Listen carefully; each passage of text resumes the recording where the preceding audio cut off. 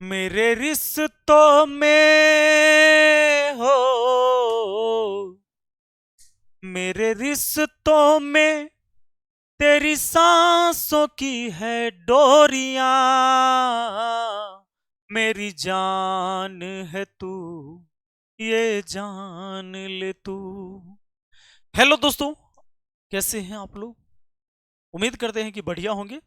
और आज के इस वीडियो में हम टॉप 10 प्रश्न देखने जा रहे हैं सिंपल इंटरेस्ट के, जो एग्जाम में आने की बहुत ज्यादा संभावना होती।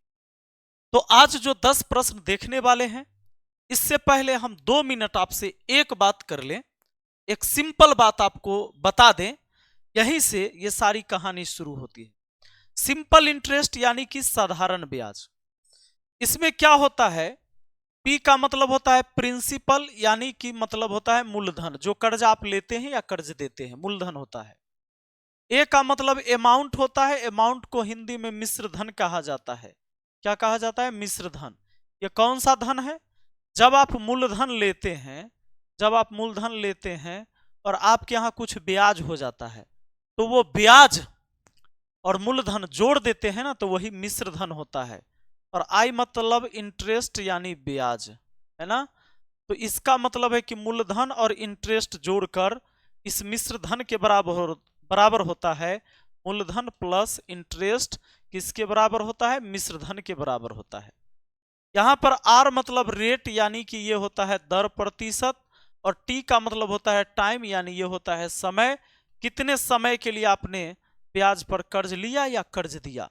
पूरे सिंपल इंटरेस्ट में यही खेल है और कोई दूसरा बात नहीं है। आपसे या तो पूछा जाएगा टाइम या रेट, आपसे पूछा जाएगा कि ब्याज बताइए, आपसे पूछा जाएगा मूलधन बताइए, आपसे पूछा जाएगा मिश्र धन बताइए। एक सिंपल बात आपको याद रखना है कि सिंपल इंटरेस्ट यानी कि साधारण ब्याज। आई मतलब इंटरेस्ट हुआ, लेकिन एस आई का मतलब हुआ सिंपल इंटरेस्ट। साधारण ब्याज जो होता है वो होता है आर इंटू टी।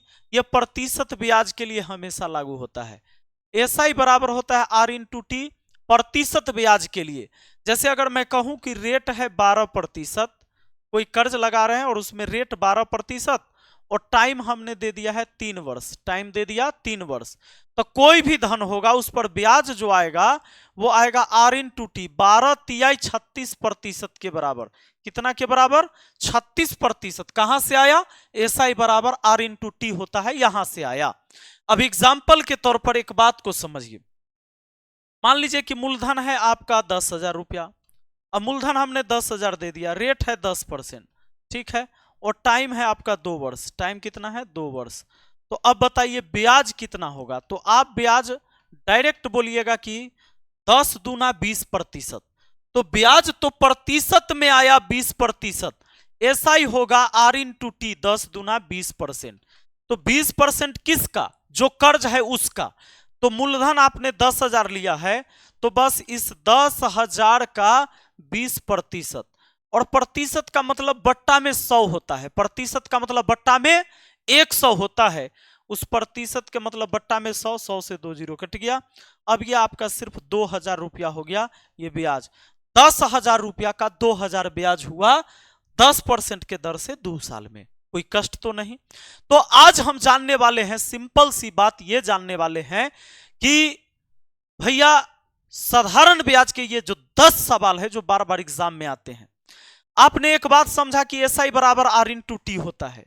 अगर आर इंटू टी किया गया है तो इसका मतलब ये एस आई है। यानी अगर परसेंटेज ब्याज पता है, प्रतिशत में निकलता है कि परसेंटेज ब्याज ही है, क्योंकि आर इंटू टी है, प्रतिशत में ये साधारण ब्याज है। इसमें अगर रेट से भाग दे दीजिएगा तो रेट कट जाएगा, टाइम निकल जाएगा। आर इंटू टी होता है प्रतिशत ब्याज, इसमें टाइम से अगर भाग दे देंगे, टाइम से टाइम कट जाएगा, रेट निकल जाएगा।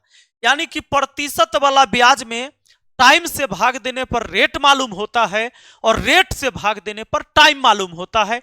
बहुत सिंपल सा लॉजिक है। आइए अब आते हैं कुछ सवाल पर, लेकिन उससे पहले हम आपको बता दें कि रेलवे के लिए सबसे महत्वपूर्ण बुक है आपका 3,000 प्लस प्रीवियस ईयर क्वेश्चन है। बहुत ज्यादा क्वेश्चन नहीं, लेकिन सटीक क्वेश्चन दिए हुए हैं।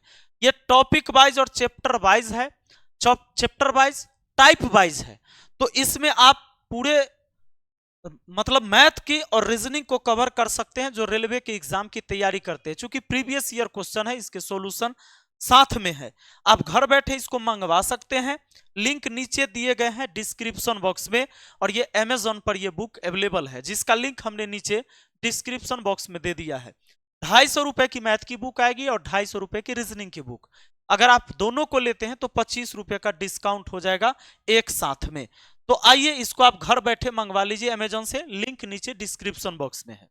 सवाल पर हम आते हैं दोस्त।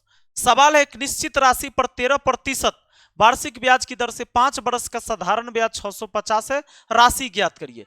यह साधारण ब्याज है, तो टॉप 10 प्रश्न जो एग्जाम में आते हैं उनको मैं लेके आया हूं। 13% के दर से 5 साल में ब्याज हुआ 13 पचे 65%, जबकि ब्याज है 650 रुपया। ये 650 रुपया जो ब्याज है यह 65% की वैल्यू है, तो 65% से हमने भाग दे दिया। कैसे 65% की वैल्यू है? तो एसआई होता है आर इंटू टी, तो 5 से 13 में गुना करे तो एसआई आया 65%, जबकि एसआई है 650 रुपया, साधारण ब्याज है 650। तो ये भी साधारण ब्याज, ये भी साधारण ब्याज, ये प्रतिशत में है, रियल में है, यानी 65% के मान 650 है। 65% से भाग दे दिए 650 में, 1% का मान पता चल गया। अब अगर मूलधन जानना है तो 100% से गुना कर दीजिए। मूलधन हमेशा 100% की वैल्यू होती है, प्रतिशत से प्रतिशत कट गया, 65 से कट गया 10 बार में। अब 10 से 100 में गुना करिए, 1000 रुपया आपका आंसर हो गया, और यह आंसर आपका ऑप्शन सी है। पहला सवाल आप देख चुके हैं। आइए हम बढ़ते हैं अगले सवाल पर, क्योंकि यह सवाल 2001 से लेकर 2021 तक 20 साल तक यह सवाल आते रहा है, संभावित प्रश्न है, ध्यान दीजिएगा। 2000 रुपया की राशि पर 8.25% वार्षिक दर से 7 फरवरी 2022 से 20 अप्रैल 2022 तक अवधि के लिए साधारण ब्याज ज्ञात करें। दोस्तों 7 फरवरी 2020 से 7 फरवरी 2020 से आप जाइएगा, 7 फरवरी नहीं 2022 से 20 अप्रैल 2022 तक, यानी 22 से ही जनरल वर्ष है 365 दिन वाला, यानी इसमें फरवरी सिर्फ होगा कितने दिन का? 28 दिन का। तो इस तरीके से जो टोटल टाइम होता है इसमें 73 दिन होता है, ये 73 डे होते हैं। तो इनको 73 दिन को अगर साल में चेंज करें तो 365 से भाग देना होगा, यानी 1/5 वर्ष है, 1/5 वर्ष है। आप बताइए रेट है कितना? 8.25%, यानी इसको आप बोल सकते हो 8.1/4, यानी 8 चौका 32, 33/4%, सही है। अब देखिए, तो अब एसआई जो निकल के आ जाएगा वो एसआई ऐसे निकल के आएगा, 1/5 टाइम है और 33/4% इंटरेस्ट है, यानी 33/5 चौके 20%, 5 चौके 20 और ऊपर 33, 33/20% एसआई हुआ। एसआई कैसे निकाले? आर इंटू टी किया, तो कहता है ब्याज बताइए, यानी ब्याज जो होगा वही 2000 रुपया का, 2000 रुपया का 33/20%, प्रतिशत मतलब बट्टा में 100, 2 जीरो से 2 जीरो कट गया, 20 से 20 कट गया, यानी सिर्फ 33 रुपया इसका ब्याज होगा। आपका आंसर तैयार है, ब्याज होगा सिर्फ 33 रुपया। आपका आंसर ऑप्शन बी में है मेरे दोस्त। 2022 में ग्रुप डी के परीक्षा में पूछा गया था सवाल, ऐसे सवाल आने की संभावना ही डेट देकर, और 73 दिन वाला रहबे करता है, पूछबे करता है। देखिए, एक निश्चित राशि पर 13% वार्षिक ब्याज की दर से 5 वर्ष का 650 हो जाता है, राशि ज्ञात करें। इसमें आप तो जानते हैं ये सवाल रिपीट हो गया, लेकिन हम थोड़ा सा एक और बात बता देते हैं कि मान लीजिए 13% के दर से 5 साल में ब्याज है 650, तो 13% के दर से 5 साल में 13 पचे 65%, तो 650 रुपया अगर 650 रुपया अगर ब्याज है तो ब्याज है यहां 65% की वैल्यू, ये 650। अगर ब्याज है तो पता है मूलधन निकालना है तो 100% से गुना, लेकिन अगर मिश्रधन निकालना हो तो आपको 65% क्या है यहां पर? 65% यहां पर ब्याज है, 100% मूलधन होता है, मिश्रधन होगा 165% का मान। मूलधन होता है 100%, ब्याज हुआ 65%, तो मिश्रधन आपका आ गया है 165% बाबू। अगर मान लीजिए हम ये सवाल अलग है, मूलधन पूछा है, हम अपने मन से बता दे रहे हैं कि मिश्र धन पूछता तो ऐसे करते, प्रतिशत प्रतिशत कट गया, 65 से 10 बार में कटा, और ये हो जाएगा आपका 1650, नहीं तो ये आपका क्या हो जाता, ये आपका हो जाता मिश्र धन। ऐसे मूलधन तो आपका निकल के आ गया था, वो 1000 था, कोई दिक्कत नहीं, मूलधन 1000, अब ब्याज है 650, तो 1650 हो ही जाएगा कि नहीं, इसमें इतना ये हो गया। और अगर मूलधन की बात करें तो मूलधन तो आया ही था 1000 जो पीछे पढ़े थे, तो मूलधन निकालना होता तो 165% का मान। नेक्स्ट क्वेश्चन आइए, एक मूलधन का y प्रतिशत के दर से y बरस के लिए साधारण ब्याज y रुपया है, मूलधन ज्ञात कीजिए। आपको पता है, मैंने बताया SI बराबर होता है R/T। अब देखिए यहां पर सिंपल इंटरेस्ट y रुपया दिया है, और y प्रतिशत के दर से y बरस में गुना करिए R/T को, रेट को और टाइम को, y² % हुआ, तो y² % हुआ ब्याज, जबकि ब्याज है y रुपया, अरे दोनों ब्याज है इसलिए आपस में बराबर, y प्रतिशत का मान y रुपया, तो 100% का मान कितना होगा, वही तो मूलधन होगा, तो y के बट्टा में y² % से भाग दे दीजिएगा, 1% का मान हो गया, अब 100% से गुना करिए तो 100% का मान होगा, प्रतिशत से प्रतिशत कट गया, इसको y से काटिएगा तो नीचा में 1y बचेगा, यानी 100 बट्टा में y, 100 भागा y, ये है आपका आंसर ऑप्शन ए, यही आपका सही उत्तर है। अगले सवाल की तरफ चलते हैं मेरे दोस्त।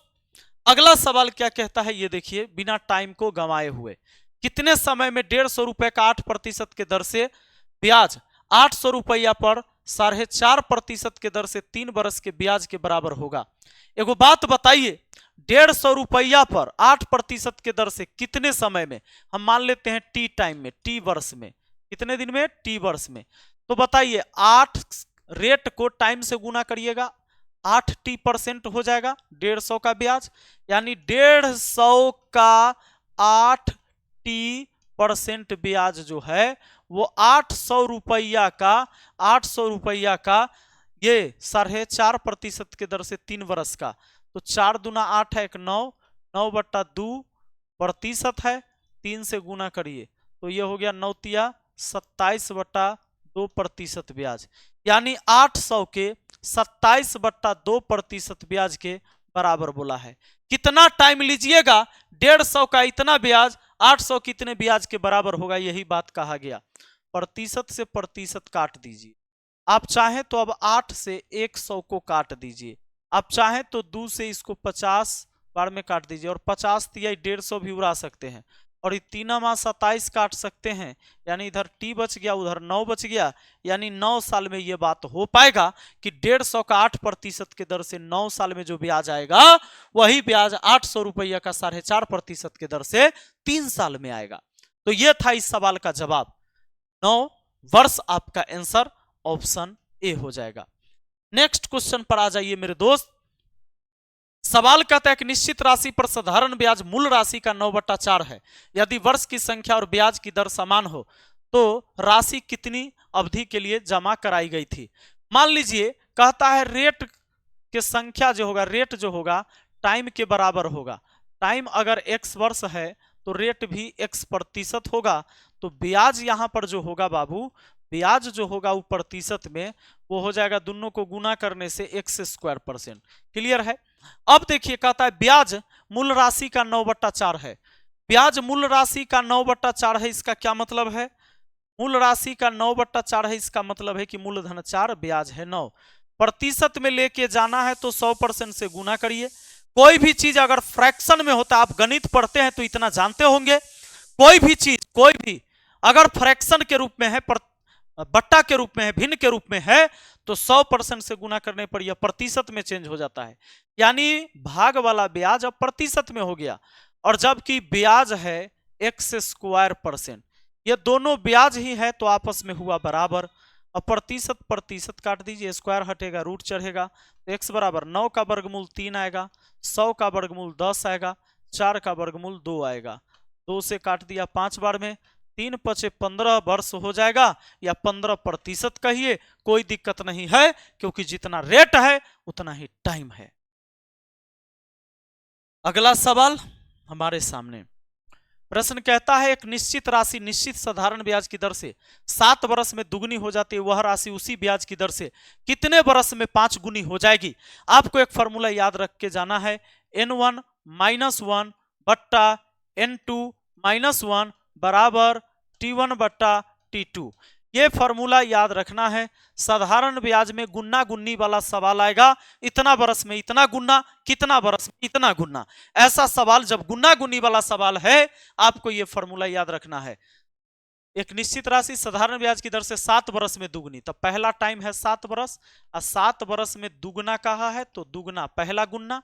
देखो n1 का मतलब पहला गुना, n2 का मतलब दूसरा गुना, t1 का मतलब पहला टाइम, t2 का मतलब दूसरा टाइम। अब कहता है वह राशि ब्याज दर से कितने बरस में 5 गुनी हो जाएगी। कितने बरस में 5 गुनी हो जाएगी, ये बताइए। 1/4 हुआ बराबर 7/t2 हुआ, तो अब क्या हो गया कि t2 के बराबर हो जाएगा 7 चौका 28 वर्ष। 28 वर्ष यानी आपका आंसर ऑप्शन सी हो गया। बहुत बढ़िया, बहुत लाजवाब, और ये 28 वर्ष आपका आंसर हो गया। तो ये गुन्ना गुन्नी वाला भी टाइप आपको याद रहना चाहिए, फॉर्मूला याद करके जाइएगा। सवाल कहता है 12,000 की एक राशि एक निश्चित साधारण ब्याज की दर पर 5 वर्ष में 15,000 हो जाती है, ब्याज की वार्षिक दर ज्ञात करिए। बाबू यहां पर 12,000 रुपया है मूलधन, 15,000 मिश्रधन हुआ, ब्याज हुआ 3,000।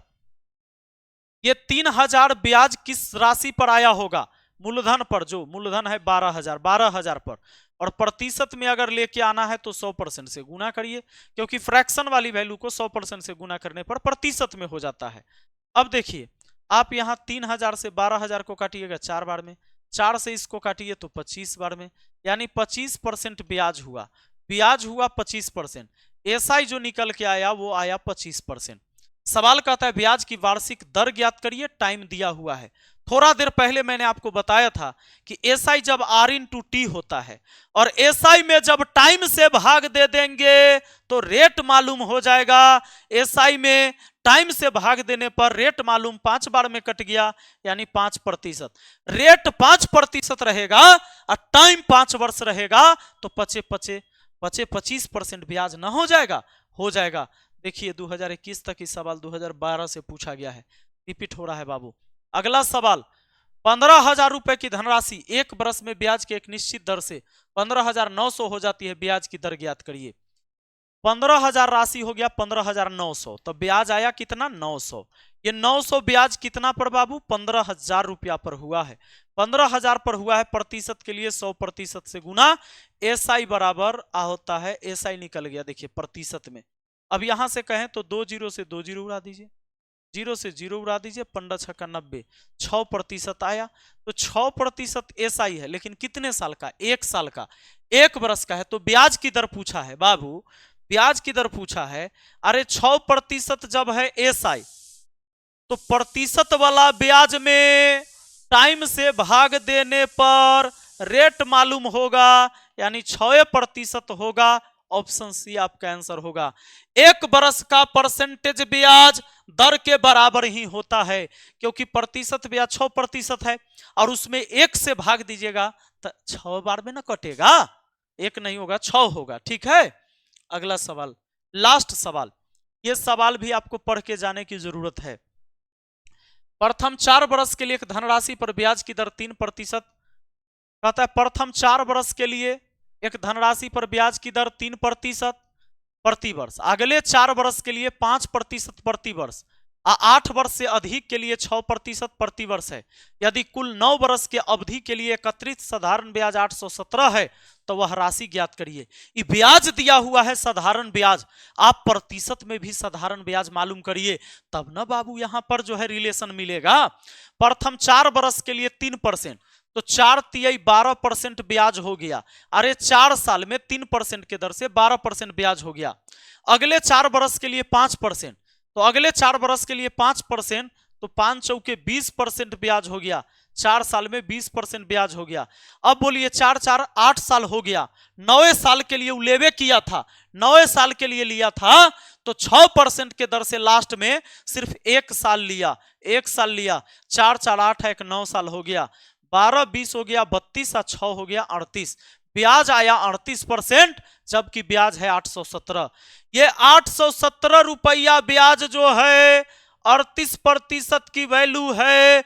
मूलधन निकालना है तो 100% से गुना करना होगा। यह मूलधन हो गया, प्रतिशत प्रतिशत कट गया, 2 से काटिए तो 19 बार में, 2 से काटिए तो 50 बार में, 19 से काटिए, 19 चौके 76, शेष बच गया 5, 19 तिहाई 57। अब देखिए एक जीरो तय हो गया, 5 3 15 के 5 हासिल 1, 4 पचे 20 और 1 21, 2150 हो जाएगा आपका सही उत्तर, और ये हो जाएगा ऑप्शन ए। आपने देखा साधारण ब्याज के वो 10 सवाल जो सबसे ज्यादा रेलवे के एग्जाम में पूछे जाते हैं।